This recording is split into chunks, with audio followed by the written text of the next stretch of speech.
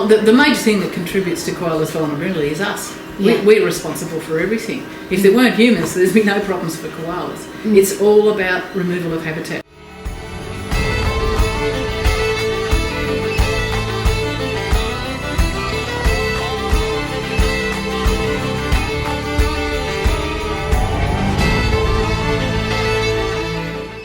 It is very hard to get government and industry to respect the science.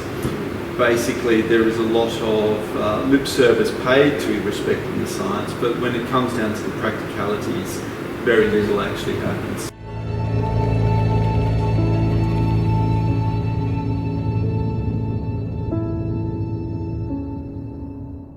So if you can get it right for koalas, because they cover such a wide area, if you can get it right for koalas, you can get it right for so many other species at the same time. What are the biggest challenges that you face? A fundamental lack of respect for the environment in government and industry. Basically, it's constantly been seen as almost a never-ending resource. You know, it's all right to knock off this koala habitat because look, we've got all the rest of the country there. But eventually that's going to all fall apart. Well, our flagship project really is the Koala Habitat Atlas, and that is an attempt to identify, map and rank all koala habitat in Australia. So the koala is only found in South Australia, Victoria, New South Wales, Queensland and the ACT, so it's exclusively on the eastern coast basically. But that's still an area that covers, 1.5 million square kilometres, which is just a vast, vast area. So we've got all of Queensland mapped, we've got all of Victoria mapped, we've now got all of South Australia mapped as well. We're still trailing behind a bit in New South Wales, and that's largely a result of a lack of vegetation data, which is something we're trying to redress at the moment, but it has been a problem. But yeah, so I mean, that's our flagship project, is basically trying to map koala habitat, and that's sort of where our expertise lies.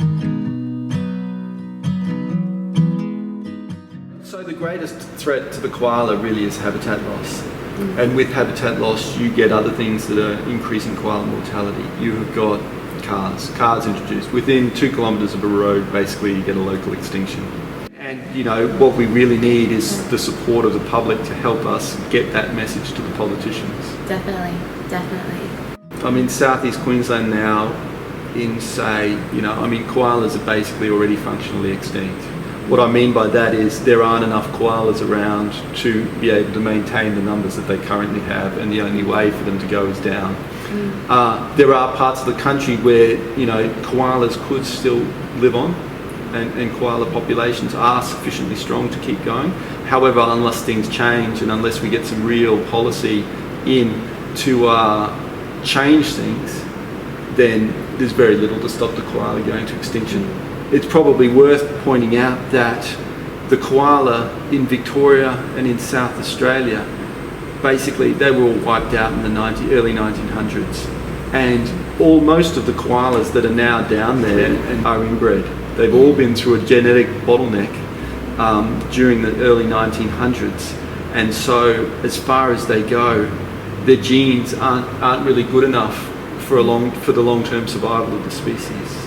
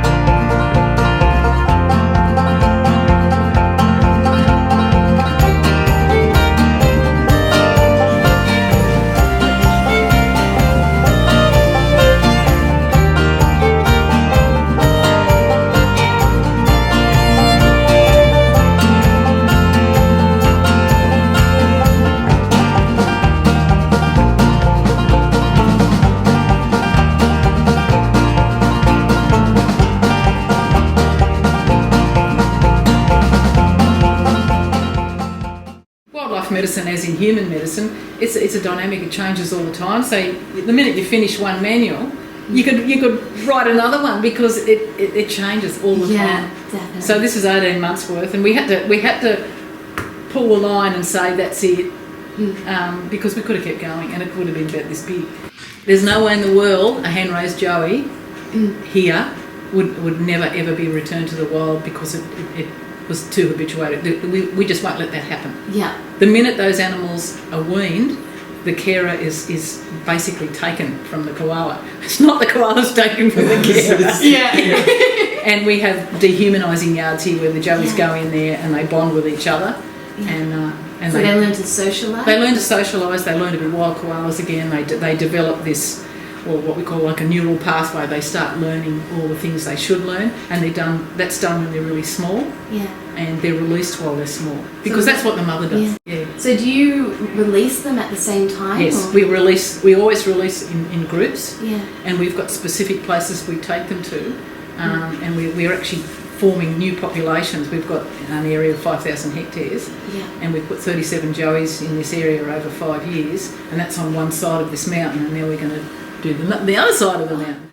This work, jointly, it must be so rewarding but heartbreaking at the same time. And one of the questions I wanted to pinpoint with you, what the audience would like to know, is what is it about the koala that makes you want to keep fighting for them, to keep them? Oh, well, I'm a wildlife biologist, and therefore animals are the priority and the passion. And I don't want to see any animal die out. And koalas are an iconic species for this country. Yeah. And how shameful would it be if we lost them? We've got the highest rate of extinction of mammals in the world. Australia has, and that's disgusting. We should be ashamed of ourselves. And they're a magnificent creature, and they're also, we see them as a bit of a canary in the mine. If the koalas go down in an area, so does everybody else. Environmental indicator. Yeah, they are an environmental indicator. Definitely. So, yeah. A lot of animals also share the same habitat, don't they? Of course they do. Yeah, because the koala's got their home range, and there'd be so many other marsupials as well that would live there. Birds, snakes, everything. Right down to fungi. Everything's got a role. So, in your experience, what would be the most common injuries that you see with the koalas that come in? Injuries? Yeah. Oh, without a doubt, motor vehicle. Koalas and people can live together if the development is designed to cater for it. Koalas can live quite okay in urban areas, provided, there's plans put in place. Yeah. And that would be like proper fencing? Or? Fencing, linking corridors, good refuge areas, maintaining trees, people developing their houses and designing them around the trees, not removing them. People, we've got to learn to live with eucalypts. We're Australians, for goodness sakes. Yeah. So what, they might drop branches and drop bark. Big whoop. That's Australia. People are starting to notice, if you like, movement of koalas at certain times of the year, and they look out for them. And then they'll sometimes phone us and they'll say, oh, the koala that was here last year, I haven't seen it yet. So there's that awareness that's happening, and I think it's, they're living with the koala. They're living with it. They're living with almost like the seasons. And suddenly the koala's not here this year, And they sometimes ask us, do you know what happened?